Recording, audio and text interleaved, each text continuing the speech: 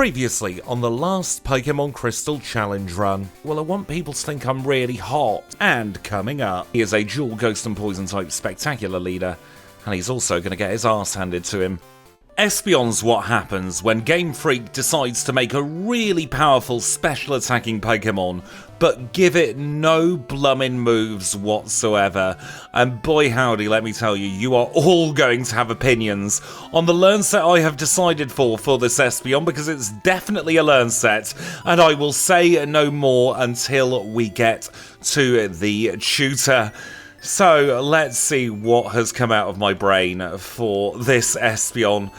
The first move we are going to learn is going to be Double Team. That is going in slot number 3. In slots number 4 we are going for Hidden Power, and our Hidden Power type today is Water. So let us stick that on in slots number 4. Then in slots number 1 we are going to go for Psychic. Psychic is a very, very good move for our ESPEON. It's going to be our main stab move, our only stab move in fact, for this challenge. And then in slot number 2, say hello to Zap Cannon. We are going to be running Zap Cannon in this challenge. I know that's going to be controversial, but I genuinely think it might be one of the better moves for our ESPEON. So the moves we are running are Psychic, Zap Cannon, Double Team, and Hidden Power Water. We have 22 HP at level 5, holding a berry, with 12 in attack and defense, 19 in special attack, 16 in special defense, and 17 in speed. So we have our moves, we have our Pokemon, let's get the challenge underway. And to put it bluntly, with ESPEON we need to play like a dick. We have great stats but no coverage, so we are playing like a gambler in this challenge. In fact, I've got a feeling a few gamblers in later generations, or gamers as they are renamed to in later generations, do run the evolutions, so it's kind of fitting. I have spent many months agonising over ESPEON's learn set. ESPEON was supposed to be one of the lead Pokemon to introduce the 4-move series, but there was no real learn set I could think of apart from this that gives us at least a chance of getting through. I'll explain a couple of the choices after we get through arrival number 1. He's going to have Totodile. Could have chosen any of the starters really, not like I'm going to be using Zap Cannon in the early game anyway, and by the time the rival becomes anything other than a Totodile, we will have forgotten all about him.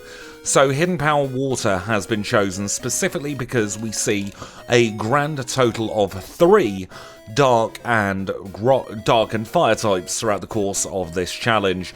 We have the 2 Hounds in the Radio Tower, plus of course we have Karen's Houndoom, and that will give us a good way to get through those. It's also going to run neutral against Murkrow and Umbreon, and it's using our special attack.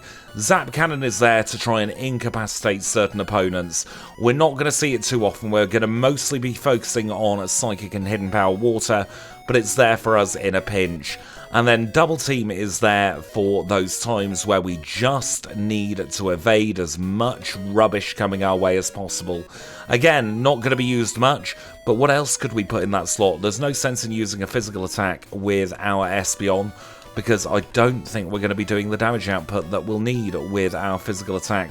We could have Return in there, we could have Body Slam, but we don't need to paralyze anything through Body Slam. We're already fast enough as it is. We risk a Zap Cannon against the Spearow there, and we do get a one-shot. I'm not going to abuse Zap Cannon because we won't have time.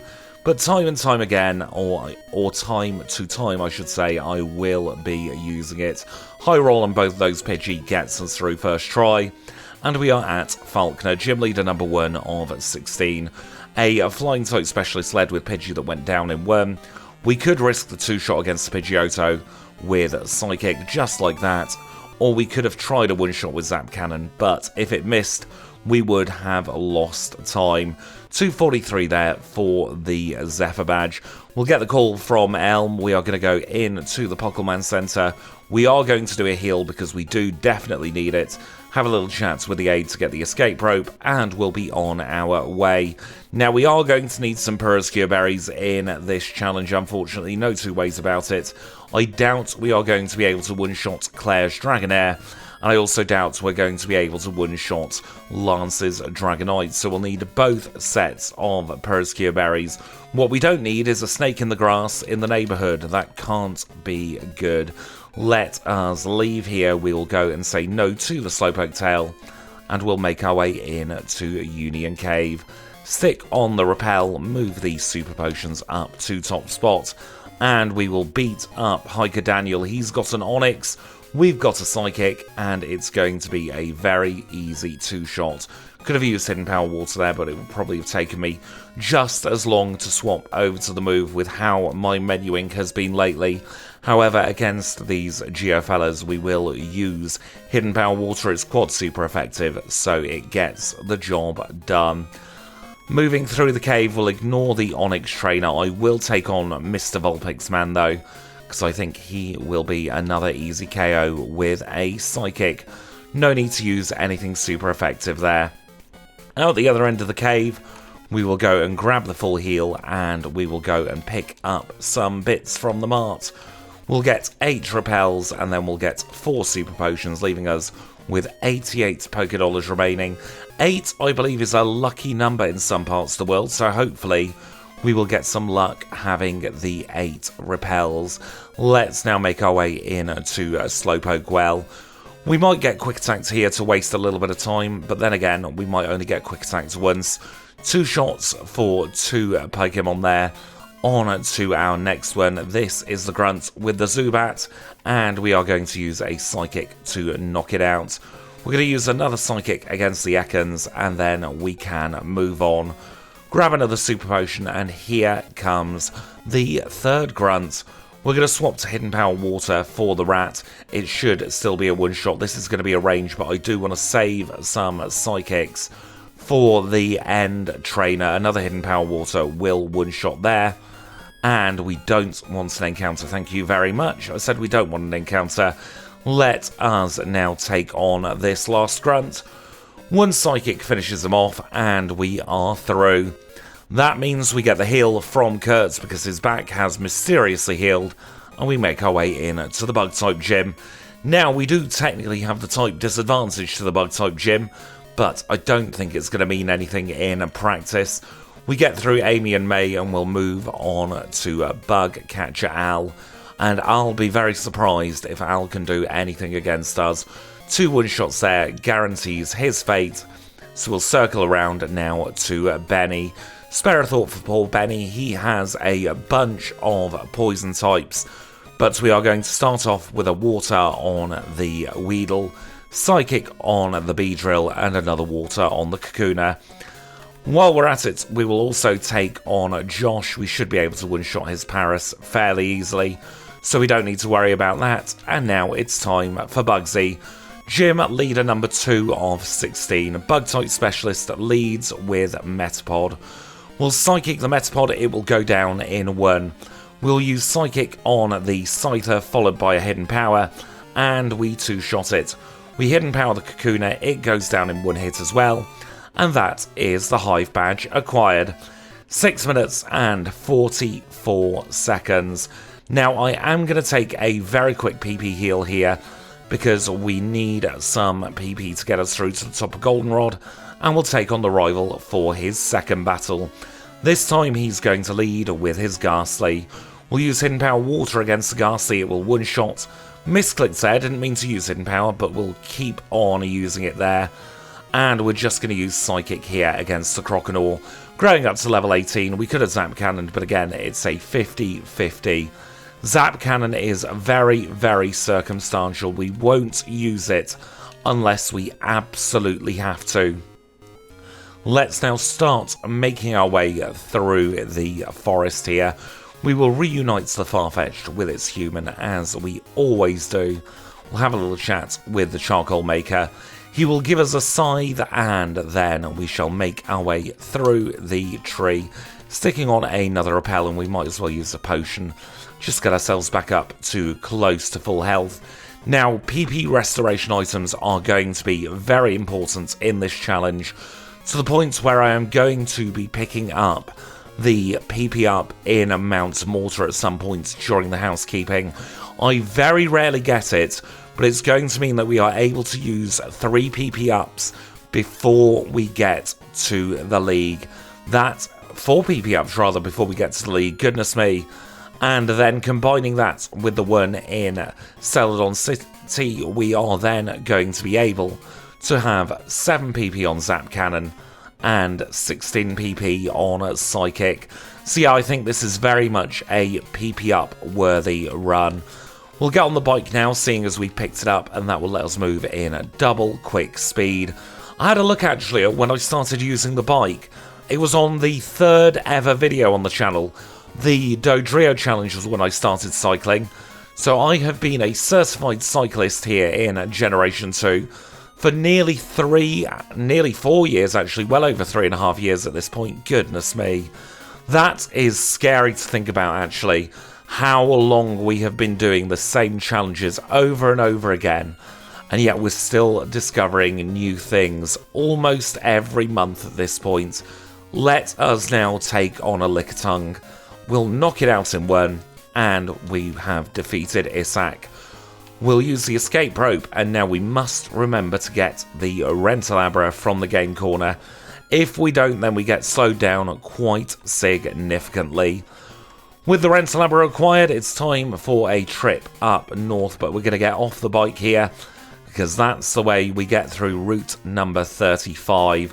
We'll just use Psychic against the Bumhead Fireducks, no need to use anything super effective.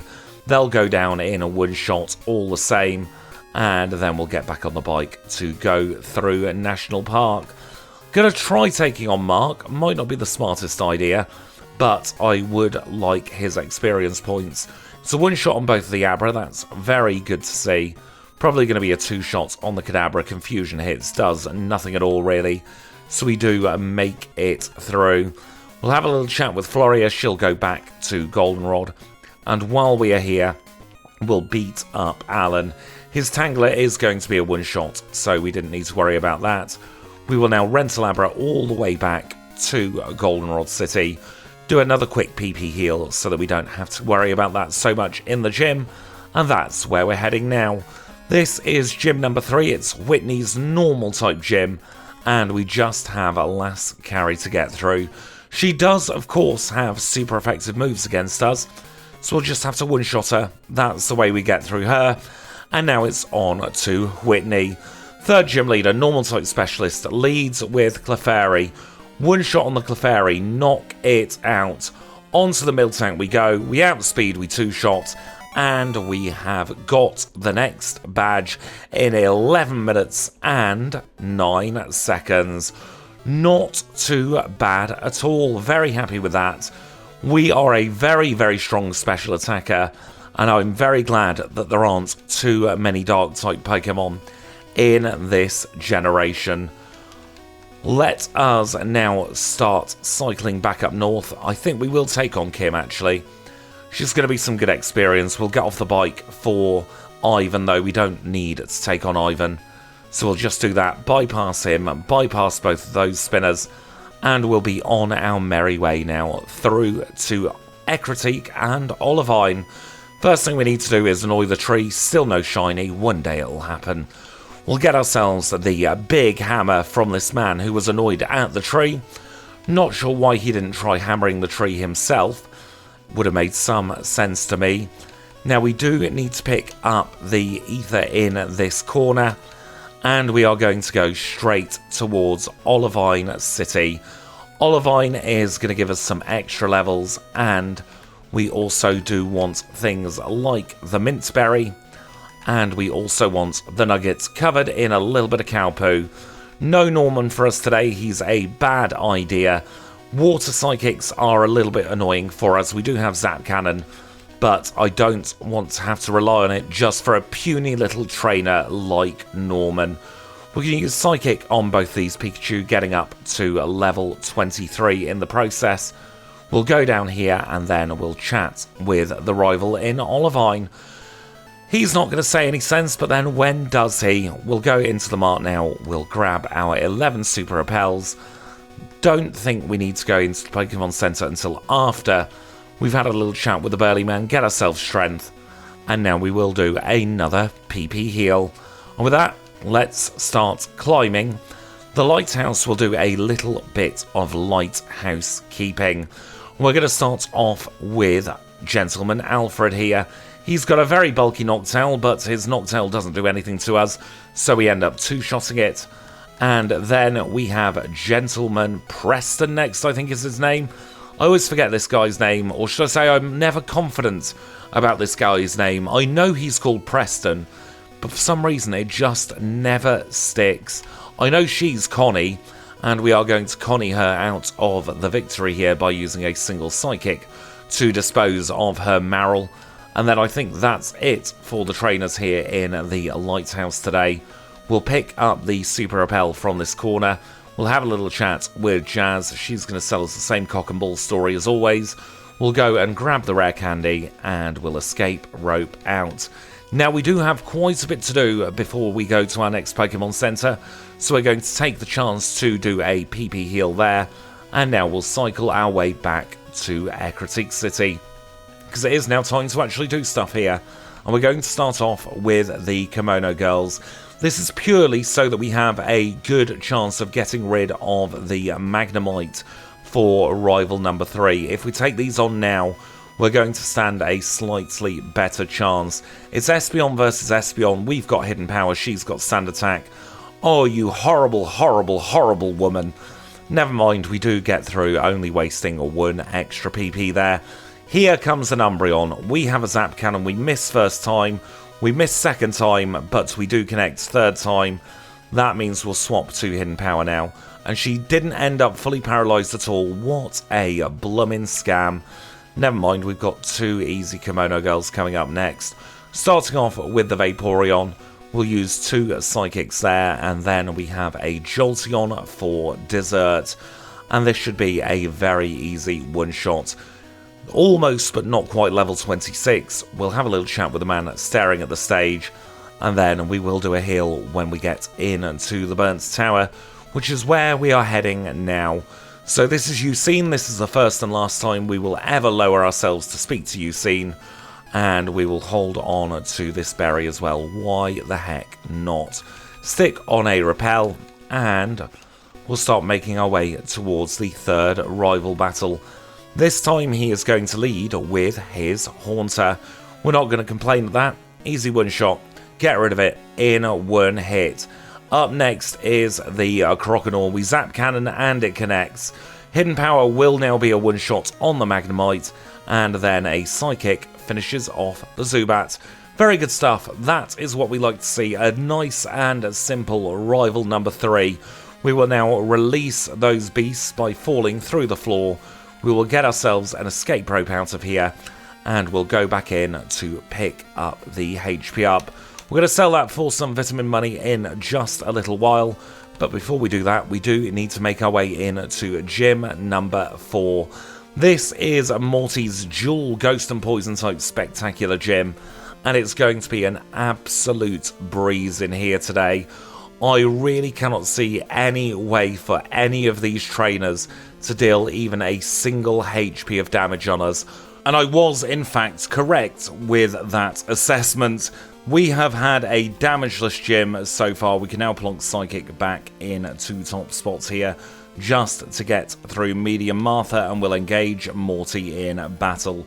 Here's gym leader number 4. He is a dual Ghost and Poison type spectacular leader, and he's also going to get his arse handed to him. One shot on the Ghastly, one shot on the Haunter as well, growing up to level 29.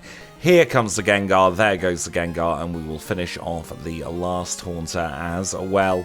Very, very easy battle there. Fog Badge acquired in 17 minutes and 46 seconds. Poor Morty.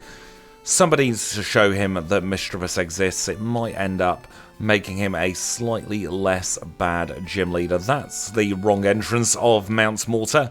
I'll be going in there during the housekeeping. For now, though, we're going to go into this entrance here, where we are having a little chat with Pokemaniac Miller.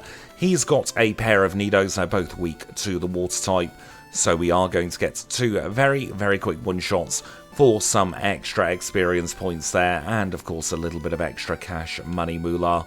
We'll bypass that horrible spinner there, we will stick on a second repel yet again, and now we'll start making our way towards the lake. Gonna pick up a bit of berry, you never know when it'll come in handy in the course of the challenge, and we'll take on our favourite Pokemaniac Ron right here. Another Hidden Power Water will get the job done for Ron, and you know what, we've accidentally caught him. Let's take on Ben. I can't see him being too bad. Zap Cannon connects, and we get the one shot. Here at the lake, we do need to take on this pesky red Gyarados. Not going to be too much of a problem though. Should just be 2 shots with a Psychic.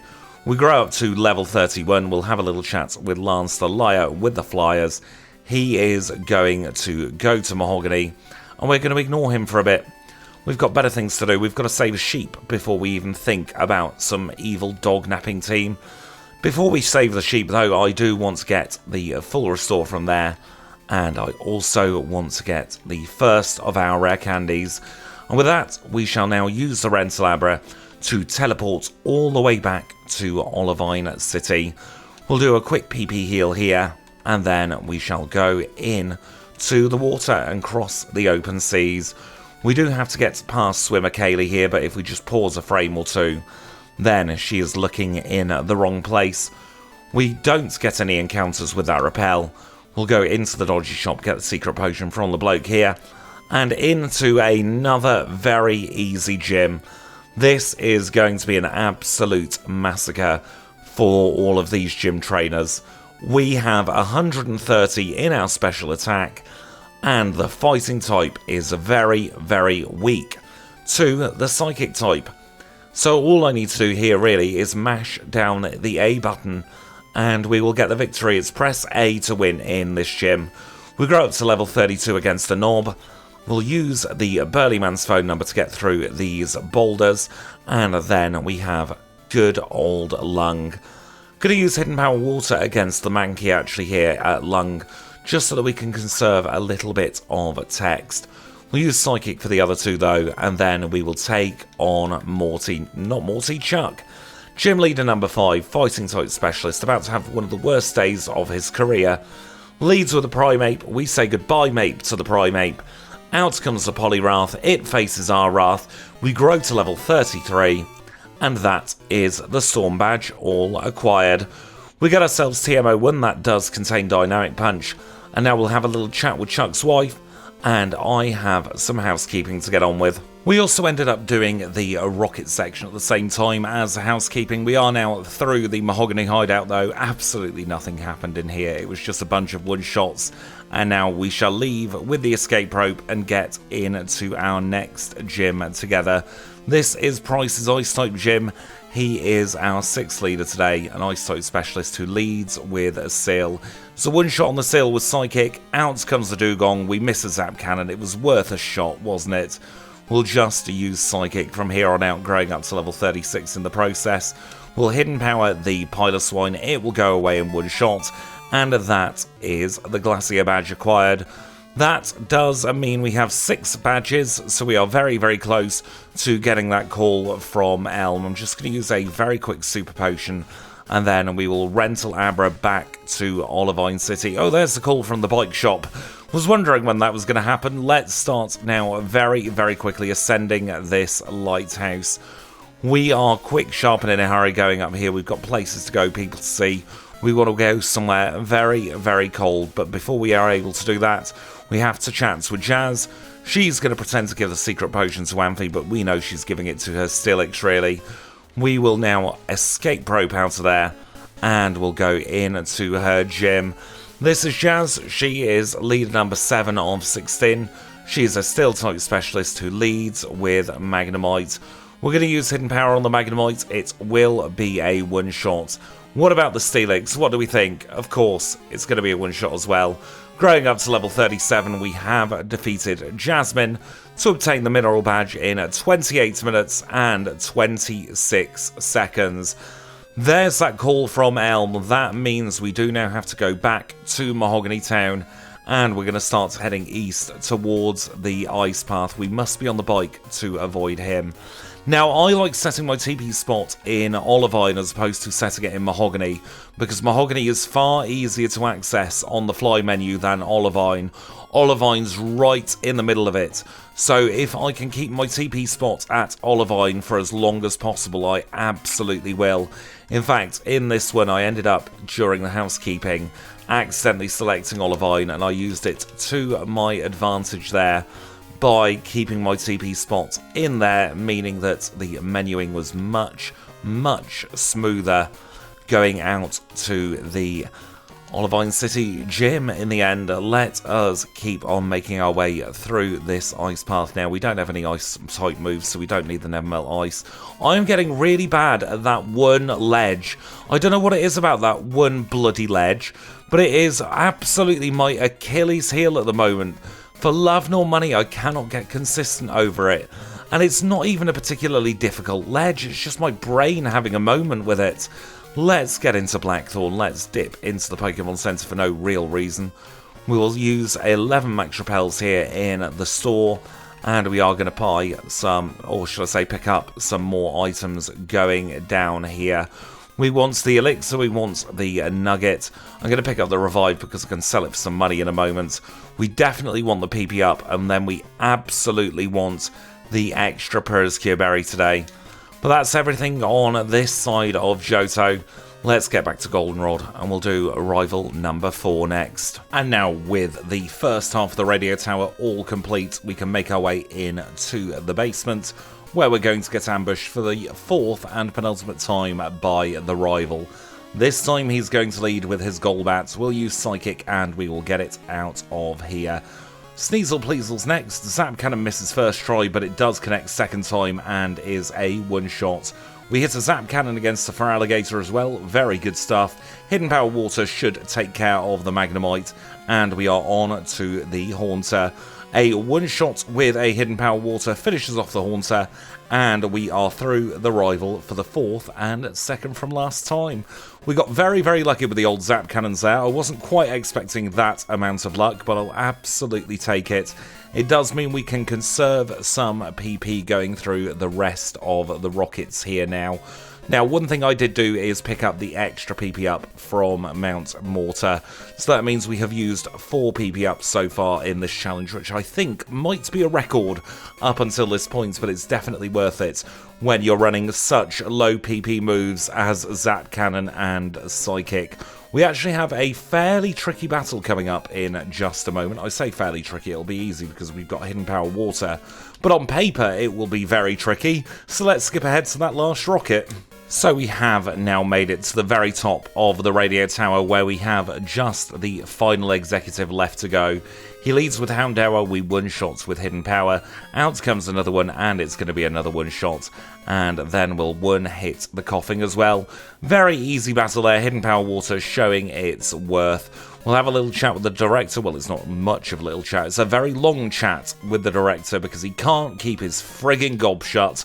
And then we'll make our way down to the bottom floor of the radio tower, where we do a double 1, 2, 1 and 2, and that will give us the first part of the radio card to wake up that Snorlax over in Kanto.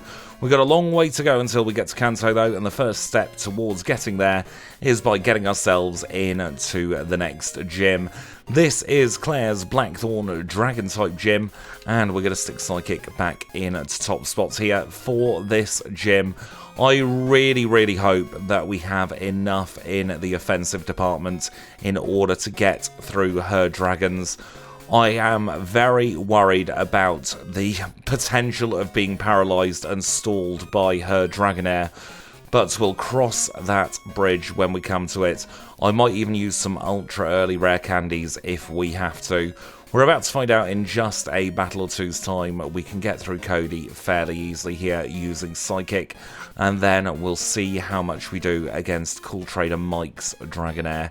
He will be our litmus test. If we don't one-shot this, then we are going to need to take extra action, but we do one-shot it. That is a very, very good sign. On to Lola we go. How much do we do against her dragons? Well, we one-shot her Dratini, that really wasn't ever up for debate, and we one-shot her Dragonair. Let us use a very quick Ether on the Psychic, and then we'll take on Claire. Gym Leader number 8, a Dragon-type specialist, leads with a Dragonair, and yeah, we don't need to worry, we're definitely going to one-shot everything now, especially because we've gained the level up to 46.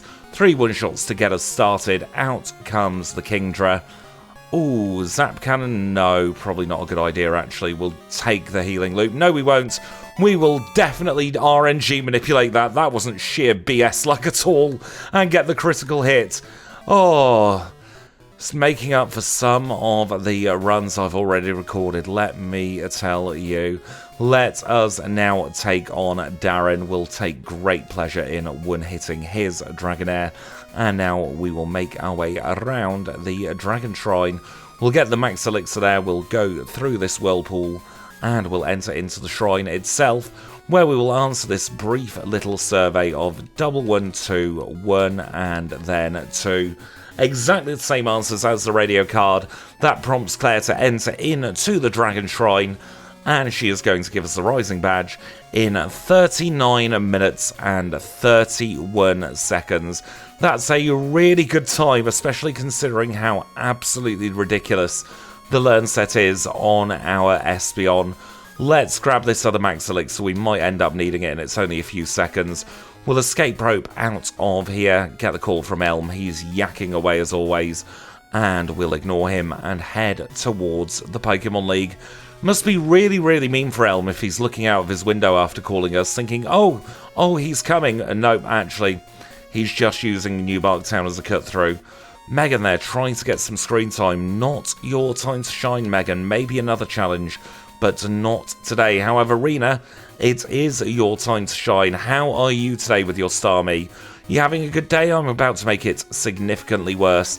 Speed drop means absolutely nothing. We've still got 97 speed. We are doing a lot of damage against both of these Starmie, and then it will be a one-shot on the Nidoqueen. Very, very nice. And with that, we'll keep on surfing over towards the league. We do have the free heal house here. We're going to take full advantage of that. And bloody Joyce, I cannot stand her. I wish nothing but terrible things to befall onto her Blastoise. Oh, we'll take on good old Jake here. It's not going to be a hard battle, and I can't be bothered doing the extra movement around him now. He's got a Golduck and a Parasect. That gets us up to a level 47. We do have to take on Big Beth here with her Rapidash, no two ways about it. We'll just use the Psychic and it will keel over. Growing up to level 48, and she is down. We do want to pick up this Max Elixir from here. We'll do a quick loop-de-loop. And we'll get ourselves into Victory Road. Stick on a Super Repel. We're also going to hold on to one of the Proscure Berries for the next battle, because I have a feeling we might not one-shot the Magneton, and I don't want to be Thunderwaved by the Magneton. We'll get the Hup Up from there, and we'll go Hup Up here to take on rival number 5. This is his final battle of the challenge, and he leads with Sneasel. We're not going to bother with any kind of fun strats there, we're just going to use double hidden power to knock it out. We swap to Psychic for the Golbat, it gets one shot. Here comes the Magneton, we use a Psychic and again we crit. Always the way we do the prep work and it doesn't bleed in matter. Well, that's made the rest of this battle fairly easy now, we're getting the good ranges. Do we hit a Zap Cannon? Yes we do. Very, very good stuff for the final rival battle there, getting through in 42 minutes and 15 seconds. With that, we're at the Pokemon League. Let's start by buying a bunch of full restores. And so, at the League, we're shaping up like this. We are level 49. Our 4 moves we chose at the start of the challenge are Psychic, Zap Cannon, Double Team, and Hidden Power Water. We have 142 HP with 96 in attack, 95 in defense, 169 in special attack, 135 in special defense, and 141 in speed.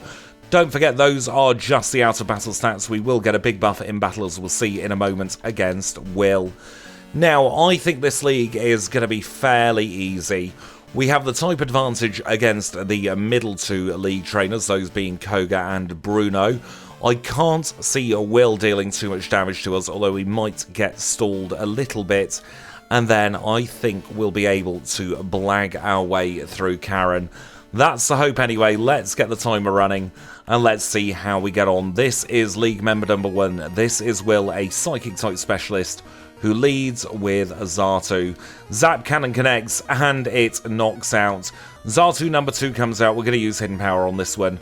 Not going to risk it for a biscuit twice in a row. 2 shots gets rid of it.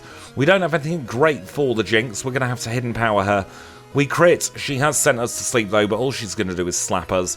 We just need to wait for this nap to be over.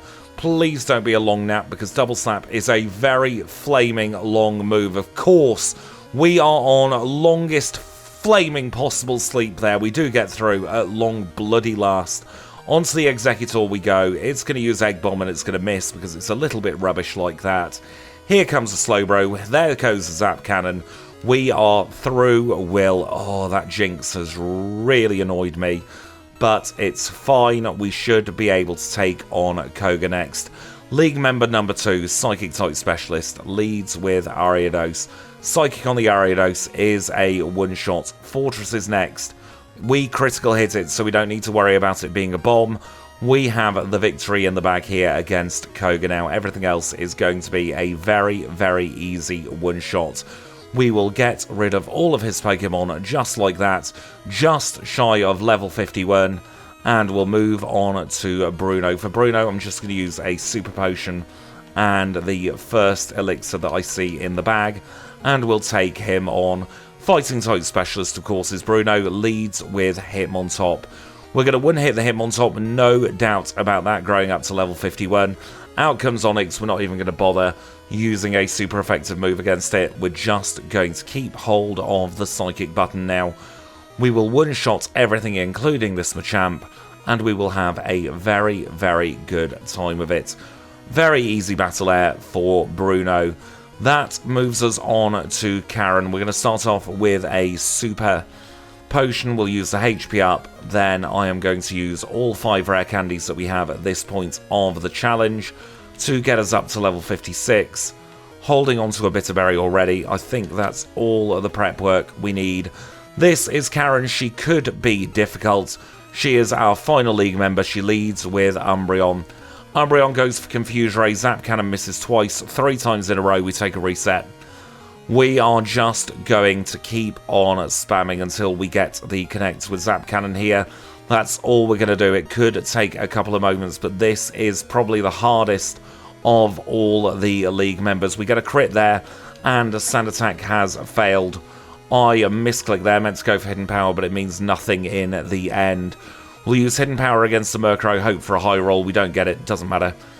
They are the most dangerous Pokemon gone. We're probably going to range this Houndoom as well, knowing our bloody luck though, just like that. She's healing looping, our Espeon's having a right old nightmare of it at Karen, but we should now have the victory sealed all for one, because we've got both Gengar and Vileplume as Psychic Piece, finishes them off, and we have defeated Karen. We're going to use a full restore at this point. We are going to use a Max Elixir, and we are going to hold on to one of our Purrs-Cure Berries once more, because this is now time for Lance, the liar with the flyers, who's going to lead with his Gyarados.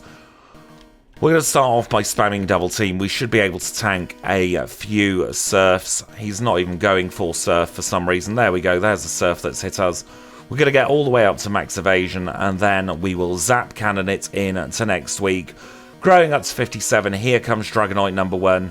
We hit it with Psychic, Thunder Wave misses, and we can finish it off on turn number 2.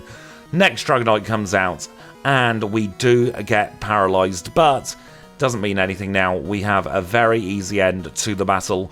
We say goodbye to the Scarodactyl, we will Hidden Power Water the Charizard, we get a high roll that time, and then we can just use a pair of Psychics against the last Dragonite. Very, very good there. The scumbag strategies paid off in the end, getting through Lance in 46 minutes and 55 seconds. Let's see what that does for our final Hall of Fame time for this challenge. We're clocking in at 47 minutes and 10 seconds. That was a very, very smooth run through the first part of the challenge. Not too unimpressed with how Karen went, all things considered, although still a little bit annoyed at the Jinx battle. If we take a look at the midpoint leaderboard, we are in a very respectable 8th place there, just behind Vaporeon and just ahead of Girafarig. I think that's about fair considering the learn set we've got and the restrictions of the ESPEON challenge. Machamp has been pushed on to page number 2, and Muck had better watch out, it's now in the page 1 drop zone. If we take a look at the overall Crystal midpoint leaderboard, we are still in the top 10 as well, in 8th place in between Girafarig and Vaporeon there. So we are doing very, very well. Everything now on that first page is sub 48 minutes, and we pushed her up to there on to page 2 of our midpoint leaderboard. So yeah, I think Espeon is so far shaping up to be a Pokemon that is very, very limited with what it can do, but then what it can do, it does very, very, very well. So it's one of those Pokemon you've got to play around its strengths and hope for a little bit of luck at the same time. We definitely got that in the first half of this challenge. We are now halfway through this one, so it's at this point I will say it is still everything to play for, because we do have another 8 gym badges plus a red fight left to come here in Espeon's 4 moves challenge, so don't you dare go anywhere, because Kanto is next. And now we are rejoining the action as we always do here in Vermilion City, where the first thing we'll do is grab the rare candy from the chairman of the Pokemon fan club. We're not even going to bother to listen to him, we're just going to nick it out of his hands. And with that safely stuffed away in our bag, we'll go into our first Cantonian gym. This is Lieutenant Surge's electric-type gym. We more than outspeed everything in here, and we are holding on to a Periscure Berry just in case that pesky Magneton tries to paralyze us. So this is Surge, he is gym leader number 1 of 8 here in Kanto, and he leads with a Raichu. We one-shot the Raichu like nobody's business, out comes an Electrode, and it goes down in 1 as well.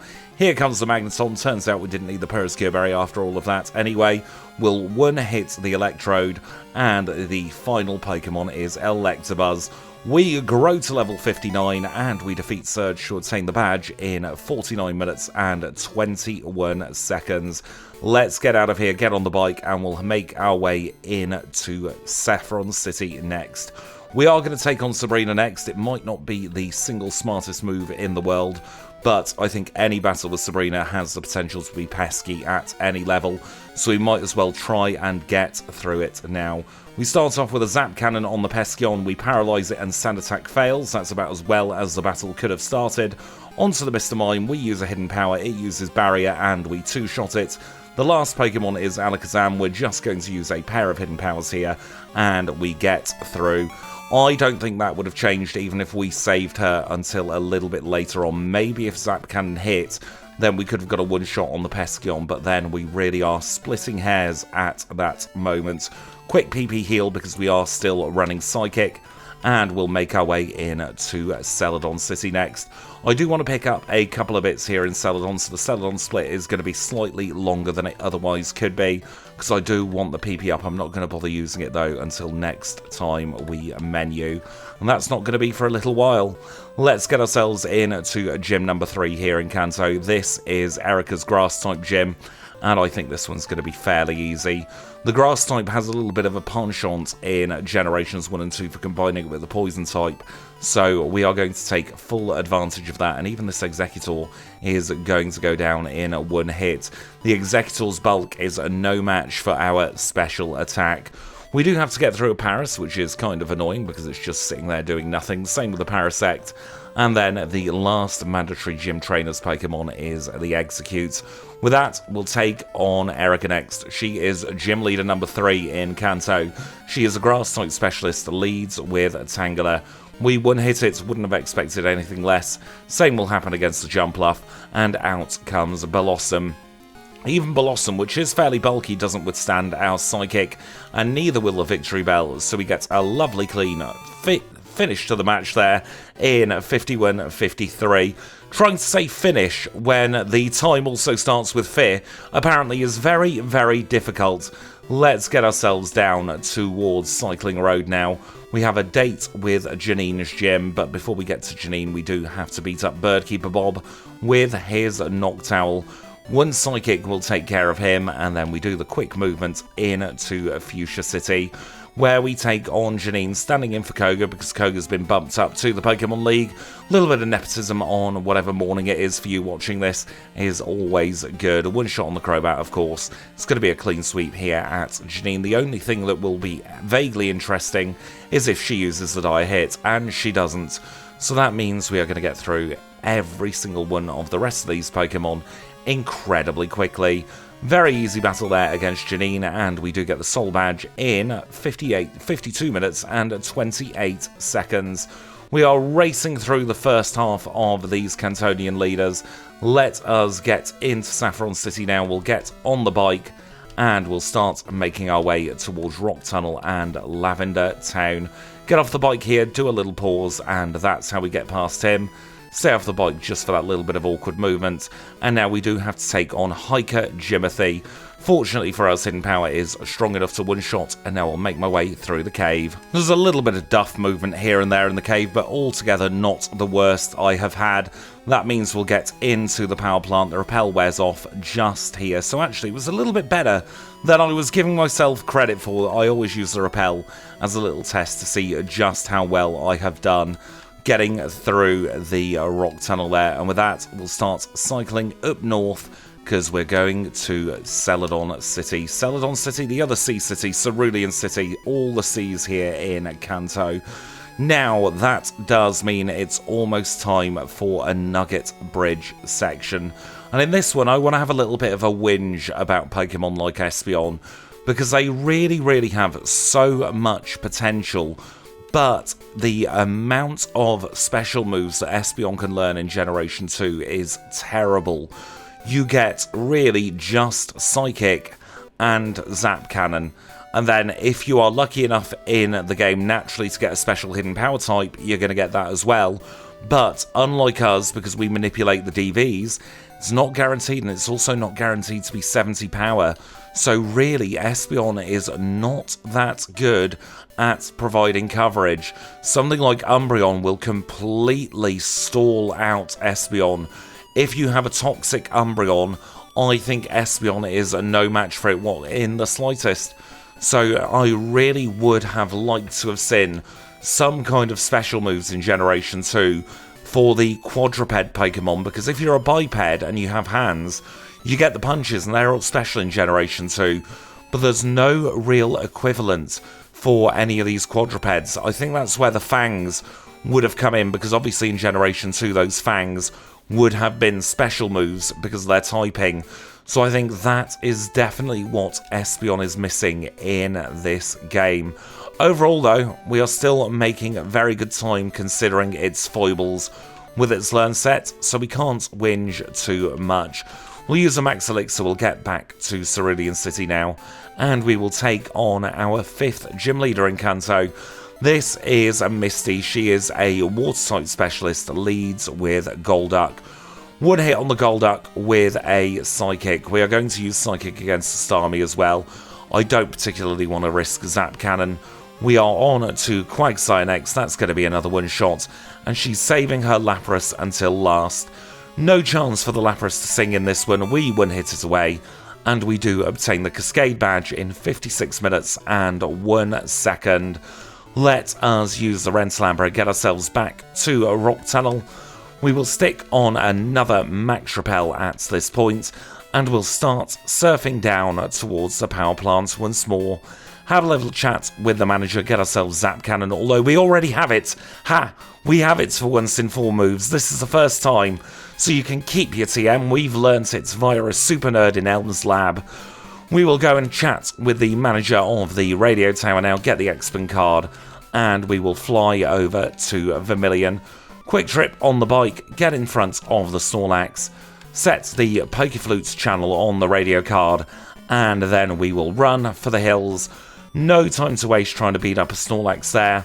We will instead get out the other side, we will say hello and bye to 3 Drill, and we are in to our next gym. This is Brock's Rock-type gym. He has just one mandatory trainer in the form of Camper Jerry, and with him defeated, we will take on Brock. Rock-type specialist for Brock, going to lead with Graveler. And if we know one thing about Brock, we know he has no special defense whatsoever. So we don't need to concern ourselves with anything too complex here. We are just going to spam our Psychic and all of his Pokemon are going to fall over. That is the Boulder Badge in 57.33. On the bike we go, and then straight off the bike to get past 3 Drill. And now we can get back on the bike. That is the way to consistently get past 3 Drill. You just stay on the bicycle. In the bag we go, Max Repel, Air Balloon in to Viridian. Get into the Pokemon Center and we start cycling down through Pallet. We've only got 2 gym leaders left to go now. We do have to yak with one of them for him to get to his gym. Before we do that, we'll pick up a very quick rare candy. Little bit of a yak with Blue. He's going to whinge about Cinnabar. Although I can't see the volcano myself, maybe Claire's gym has taken all of the magma away. And with that, we are in to Blaine's gym.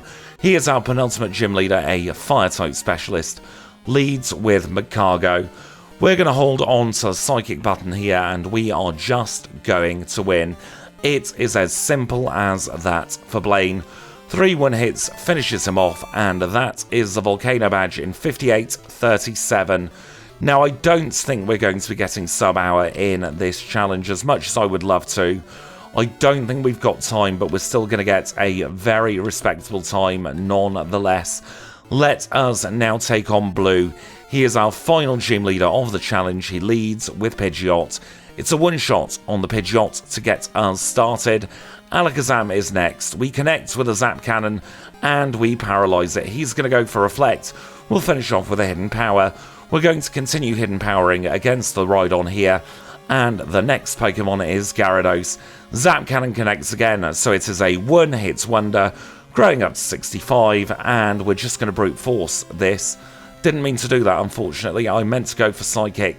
Still going to be a 2-shot either way, and we aren't going to worry about any Solar Beam damage. Arcanine comes out, we'll use a Hidden Power, and we finish it off. All 16 badges in under an hour. 59.38 rather, for Blue's Earth Badge. Quick use of that, and we will air balloon over to Pallet Town. Gotta have a little chat with Professor Oak, unlock Silver Cave, and we'll be on our merry way to face Red. Now, Red is not going to be a simple battle by any stretch of the imagination, but you know, I think it might be quite a fun one. Let's get ourselves over there and see what happens. We defeat the hardest ledge in the game. We cycle round through to Silver Cave, dipping in the Pokemon Center en route. We chop down the 2 trees. We'll pick up our final rare candy, and I'll meet you for Red. And so now we are through the dark room in Silver Cave, and we'll park ourselves in front of Red. Let's see how this goes. This is not going to be a particularly clean battle, but we are going to try and make the most of it nonetheless. We're going to start off setting up a bunch of double teams against Red, and then we will Psychic away the Pikachu. We want enough to try and force him into not trying to hit us too hard whatsoever. Zap Cannon is missing annoyingly, but we have now paralysed the Peskeon. Another Zap Cannon knocks it out, and we move on to Snorlax. We've connected with our Zap Cannon, that is what we want to see. It is now paralysed, Body Slam is missing, and he's fully paralysed. We are through the Snorlax. Here comes the Charizard. We're going to hit it with a Zap Cannon. It gets paralyzed. Flamethrower misses, and we finish it off with a Psychic. Here comes the Blastoise. We're just going to go straight in for a Psychic. We get hit by Surf, but it doesn't matter because the Spadef drop connected. And now we just have Venusaur left to go. We one-shot it to grow to 69, and we have defeated Red. Oh, that was a really lucky Red battle. I was expecting to dig in for a little bit there, but we got the luck first try. Let's now take a look at the final leaderboards. And so our time of 1 hour, 1 minute and 56 seconds puts us in 7th place on our 4 moves leaderboard, just ahead of Vaporeon and slightly behind Kingler. That does mean that poor old Snorlax has been pushed on to page 2 of our 4 moves leaderboard, so please do spare a thought for the old Sleepy Bear, and Machamp better watch out. It is next in the page 1 drop zone. Moving on to the overall leaderboard, we are in 8th place this time. We are just a few seconds behind the Zangoose challenge, which wasn't 4 moves, by the way. It does move Girafarig into the drop zone, and Staraptor is our new leader on page 2. I had a lot of fun doing this challenge. I knew going into it that I wanted to do something a little bit silly, a little bit ridiculous with the Learn set, because like I mentioned a few times, there isn't much to give an Espeon, so I thought this one, if it pays off, will get us a very good time. My own internal prediction was around about a 108 for Espeon with this Learn set. As it turns out, things went a lot better than I expected, but I suppose that is what having over 100 in speed and special attack will do to a Pokemon. You can just brute force your way through, and because you're outspeeding everything, you can brute force your way through pretty bloody quickly. But that is it for this challenge. If you have enjoyed it, make sure to leave a like. If you've got any feedback, leave it in the comments down below. Subscribe if you want to see more videos just like this. If you want to see bonus videos, you can always join the channel membership and become a HM friend. But until next time, I'll say thank you all so much for watching, and I'll catch you all very, very soon.